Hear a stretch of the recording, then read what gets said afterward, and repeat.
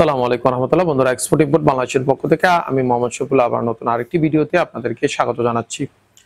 তো আজকে আমি আসলে পোস্ট অফিসের আরেকটি বিষয় নিয়ে আলোচনা করব। যারা প্রবাস থেকে পোস্ট অফিসে প্রোডাক্ট পাঠান এবং অনেক প্রবাসী পোস্ট অফিসে প্রোডাক্ট পাঠিয়ে বিভিন্ন ধরনের হয়রানির শিকার হয়েছেন, তাদের জন্য আজকের এই ভিডিওটা।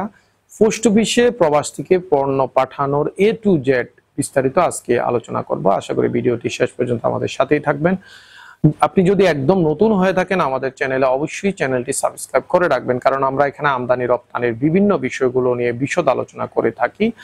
আপনি একজন প্রফেশনাল আমদানিকারক হতে পারবেন যদি আমাদের এই ভিডিওগুলো A to Z দেখে থাকেন। যা হোক, মূল ভিডিওতে চলে যাচ্ছি। আপনারা যারা পোস্ট অফিসের মাধ্যমে প্রবাস থেকে আপনার স্বজনদের জন্য বিভিন্ন প্রোডাক্ট পাঠান, তারা বিভিন্ন সময় বিভিন্ন ধরনের প্রশ্ন আমাদেরকে জিজ্ঞাসা করেন। প্রথম কথা হলো যে প্রবাস থেকে বাংলাদেশে প্রোডাক্ট পাঠালে ট্যাক্স লাগবে কিনা। আসলে ট্যাক্সের বিষয়টা নির্ভর করে প্রোডাক্টের কোয়ান্টিটির উপরে এবং কাস্টম অফিসারদের মন মর্জির উপরে। এর কারণ হচ্ছে, আমি আসলে অনেকবার প্রোডাক্ট নিয়ে এসেছি এবং অনেক প্রোডাক্ট যারা বাংলাদেশে পাঠিয়েছেন অনেকের সাথেই কথা বলেছি, যেহেতু এই পোস্ট অফিস নিয়ে ভিডিও শুধুমাত্র আমিই করে থাকি ইউটিউবে, আর কাউকে আমি দেখি নাই যে পোস্ট অফিসে প্রোডাক্ট পাঠানো বা পোস্ট অফিসে প্রোডাক্ট নিয়ে আসা এগুলো নিয়ে ভিডিও করেছে। তো সেহেতু এই প্রোডাক্ট পোস্ট অফিসে পাঠানো আনার পরে কিছু মানুষ এমন হয়েছে যে ওনারা 4-5 কেজি প্রোডাক্ট নিয়ে গিয়েছেন, ওনাদের কোনো ধরনের ট্যাক্স দেওয়া হয় নাই। আবার কেউ 1 কেজি প্রোডাক্টের জন্য ট্যাক্স দিয়েছেন এবং এক একজনের কাছ থেকে এক এক ধরনের ট্যাক্স ওনারা ধরেছেন। ধরুন কারো কেউ 10 কেজি প্রোডাক্ট নিয়ে আসলো, তার জন্য এক ধরনের ট্যাক্স। আরেকজনই সেম জিনিসে 10 কেজি নিয়ে আসলো, তার জন্য আরেক ধরনের ট্যাক্স। কেউ হয়তো 5,000 দিয়েছেন, কেউ 8,000 দিয়েছে, কেউ 3,000 দিয়েছে, কেউ 2,000 দিয়েছে।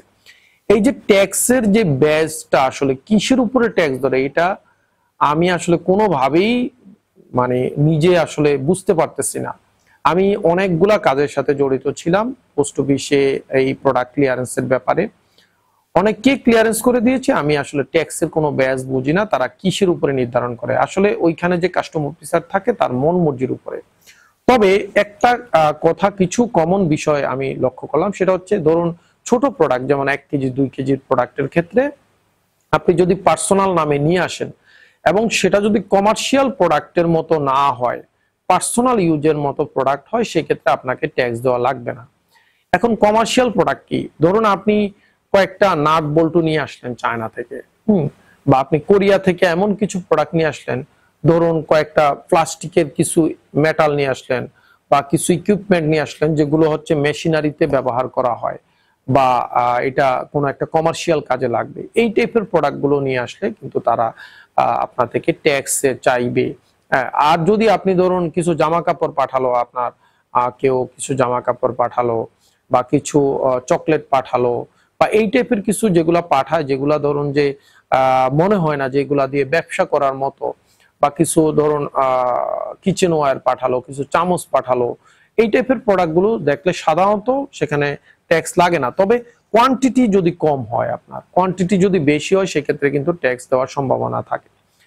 এখন আসুন, আপনি যদি 10 কেজির সবগুলো আপনি পাঞ্জাবি পাঠিয়ে দেন, অথবা ধরুন আপনি ইন্ডিয়া থেকে 10 কেজি শাড়ি পাঠালো। একজন দেখলাম যে আমার ভিডিওতে কমেন্টসে লেখছে যে উনি 30 কেজি জায়নামাজ পাঠিয়েছেন, সেই জায়নামাজগুলোর জন্য ওনার থেকে 6,000 টাকা ট্যাক্স ধরেছে। এখন আপনি বলুন যে 30 কেজি জায়নামাজ, এটা কি উনি কি ওনার 14 গোষ্ঠীর জন্য জায়নামাজ নিয়ে আসছেন? অবশ্যই না। উনি এই জায়নামাজগুলো দিয়ে ব্যবসা করার জন্য জায়নামাজগুলো নিয়ে এসেছেন। কিন্তু কথা হচ্ছে যে পোস্ট অফিসের মাধ্যমে আপনি প্রোডাক্ট আনা নেওয়া করতে পারবেন, তবে সেটা কমার্শিয়াল না। আমরাও যদি আমাদের বায়ারদের কাছে বিভিন্ন সময় প্রোডাক্ট পাঠিয়ে থাকি, কিন্তু সেটা কমার্শিয়াল কিভাবে না হয় সেজন্য বিভিন্ন পথ আমরা অবলম্বন করতে হয়। আপনি পোস্ট অফিসের মাধ্যমে প্রোডাক্ট আনা নেওয়া করতে পারবেন, কিন্তু সেটা দিয়ে আপনি ব্যবসা করতে পারবেন না। ধরুন আপনি সৌদি আরব থেকে প্রোডাক্ট পাঠালেন, সেটা দিয়ে ব্যবসা করবেন। আপনি ইন্ডিয়া থেকে শাড়ি নিয়ে আসলেন, আপনি একসাথে 20টা শাড়ি নিয়ে আসলেন, সেটা 15 কেজি ওজন হলো, 20 কেজি ওজন হলো, সেগুলা দিয়ে তো অবশ্যই ব্যবসা করবেন। তো এটা কিন্তু হবে না। ব্যবসা করতে হলে আপনাকে ট্যাক্স দিতে হবে। যদি কাস্টমস মনে করে যে আপনি এই প্রোডাক্ট দিয়ে ব্যবসা করবেন, সেক্ষেত্রে আপনাকে এটা দিয়ে সেক্ষেত্রে এটা আপনার জন্য কি বলে যে আপনাকে ট্যাক্স দিয়ে আনতে হবে। এরপরে কিছু কোনো কোন কোন লোক যেটা করে যে চায়না থেকে অনেক নিষিদ্ধ প্রোডাক্ট পোস্ট অফিসের মাধ্যমে নিয়ে আসে, সেই সব প্রোডাক্ট আপনাকে কখনোই কাস্টম দিবে না, সেটা কাস্টম থেকে আপনি কখনো ভাবে ক্লিয়ারেন্স করতে পারবেন না। এরপরে আরেকটা বিষয় অনেকেই জিজ্ঞাসা করেন যে কতদিন সময় লাগে। অনেকেই আমাকে ফোন করে বলেন যে ভাই আমার এই প্রোডাক্টটা পোস্ট অফিসের মাধ্যমে পাঠিয়েছি, আমার প্রোডাক্টটা এখনো আসে নাই। যেহেতু আমি পোস্ট অফিসের এগুলো নিয়ে ভিডিও করি, অনেকেই মনে করেন যে আমার হয়তো বা পোস্ট অফিসের সাথে কোনো কানেকশন থাকতে পারে বা কোনো যোগাযোগ থাকতে পারে বা আমি ওখানে কোনো চাকরি করি, এইরকমটা না। আমি জাস্ট ওইখানে যেহেতু আমরা প্রোডাক্টগুলো আনা নেওয়া করি এবং আপনাদের নিজেদের জন্য সেটা একটা ভালো পথ, আমরা সরকারের এই বিষয়টা এই সহজে আমরা একটা সেবা নিতে পারি, এটা কেন আমরা ছেড়ে দিব। তো এই জন্য আসলে আমি আপনাদেরকে বলি যে এইভাবে নিয়ে আসেন, এই জন্য কিছু ভিডিও করি। তো কতদিন সময় লাগে বলতে, আপনি যে কোনো দেশ থেকে পাঠালে বাংলাদেশে আসতে প্রোডাক্টটা 25 থেকে 30 দিনের মতো অনেক সময় লেগে যায়। মিনিমাম 15 থেকে 20 দিন সময় লাগবে এবং দেখা যায় যে অ্যাজ ইউজুয়াল 15 থেকে 30 দিন পর্যন্ত সময় লাগে। এটা হচ্ছে ঢাকা জিপিও পর্যন্ত আসতে। এরপরে যদি আপনার ট্যাক্সের বিষয় থাকে, যে জিপিও তে ক্লিয়ারেন্সের বিষয় হয়, তাহলে জিপিও থেকে আপনাকে কল দিবে যে আপনার এই প্রোডাক্টটা ঢাকা পোস্ট অফিসে এসেছে, আপনি এখানে ক্লিয়ারেন্স করে নেবেন। এটা ক্লিয়ারেন্স করার পরে এখানে ডেলিভারি দিবে না। ধরুন আপনি বরিশালের একটা ঠিকানা দিলেন, সেই প্রোডাক্টটা আপনার বরিশাল থেকে ক্লিয়ারেন্স হবে, অর্থাৎ ঢাকা জিপিওতে ক্লিয়ারেন্স হয়, বরিশাল থেকে ডেলিভারি দিবে। সেক্ষেত্রে দেখা যায় 1-1.5 মাস, 2 মাস, 3 মাস পর্যন্ত একটা প্রোডাক্ট আপনার হাতে গিয়ে পৌঁছতে লেগে যায়। কিন্তু এই এক্সপোর্টের ক্ষেত্রে কিন্তু সেটা না। আপনি বাংলাদেশ থেকে প্রোডাক্ট পাঠালে 10 থেকে 15 দিনের মধ্যে সেটা পেয়ে যাবে। কারণ হচ্ছে বাংলাদেশ থেকে ক্লিয়ারেন্স হওয়ার পরে মোটামুটি অন্যান্য দেশের ক্ষেত্রে সবাই কিন্তু ওরা দুর্নীতিটা খুব কম করে এবং নিজের কাজটা সরকারি অফিস হোক বা বেসরকারি নিজের কাজটা ঠিক মতো করার চেষ্টা করে, সেজন্য ওদের ক্ষেত্রে মালগুলো দ্রুত পাওয়া যায়। কিন্তু বাংলাদেশের ক্ষেত্রে এই বিষয়টা দ্রুত হয় না, এই জন্য যে আপনি বাংলাদেশের সবখানে হচ্ছে বিভিন্ন ফর্মালিটিস, বিভিন্ন দুর্নীতি সব ক্ষেত্রে, এই জন্য আমাদের এই দেশে পোস্ট অফিসের যে সিস্টেমটা সেটা অনেক স্লো থাকে। তো সেজন্য বিদেশ থেকে কেউ কোনো একটা প্রোডাক্ট পাঠালে সেই প্রোডাক্টটা আমরা পেতে অনেক সময় লেগে যায় এবং সেজন্য দেখা যায় যে আপনি কোন একটা যাত্রীর মাধ্যমে যদি প্রবাস থেকে সামান পাঠান, সেটা অনেক দ্রুত পেয়ে যায়।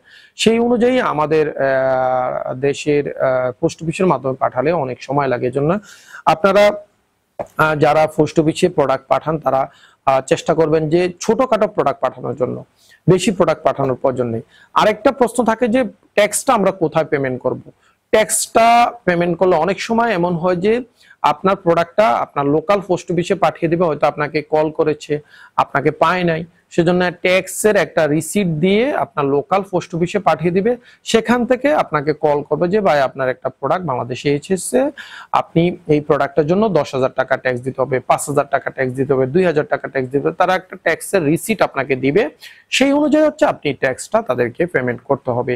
কিন্তু বেশি পরিমাণে হলে বা আপনাকে যদি কল করে তারা পায়, সেক্ষেত্রে কিন্তু আপনার ট্যাক্সটা ঢাকা জিপিওর মাধ্যমে পেমেন্ট করতে হবে, অথবা আপনাকে যদি পরিমাণটা বেশি হয়, কাস্টমার অফিসার বলে যে না এটা সেলফ যে কি অ্যাসেসমেন্ট করা যাবে না, সেটা এখানে নিয়ে আসতে হবে। এখানে এসে তারপরে এখানে আসবেন, আপনি আপনাকে ডাকলে আসবেন, এসে জিপিতে এসে ফরেন পোস্টে যাবেন, সেখানে গিয়ে আপনার যে ট্র্যাকিং নাম্বার সেটা দিলেই তারা আপনার ডকুমেন্টসটা বের করে আপনাকে একটা অ্যাপ্লিকেশন করতে বলবে। অ্যাপ্লিকেশন অনুযায়ী আপনার প্রোডাক্টটা আপনার সামনে খোলা হবে এবং সেখান থেকে তারা আপনার প্রোডাক্টের একটা অ্যাসেসমেন্ট করে দিবে। কত টাকা ট্যাক্স ধরা লাগে তারা কথাবার্তা বলে দিয়ে দিবে। এরপর আপনি এখানে ট্যাক্সটা জমা দিলে সেই প্রোডাক্টটা আপনার তারা পোস্ট অফিসের মাধ্যমে আপনার এলাকার পোস্ট অফিসে পাঠিয়ে দিবে, সেখান থেকে আপনি নিয়ে যেতে হবে। আপনি জিপিওতে ট্যাক্স পেমেন্ট করলেও কিন্তু জিপিও থেকে আপনি প্রোডাক্টটা নিতে পারবেন না।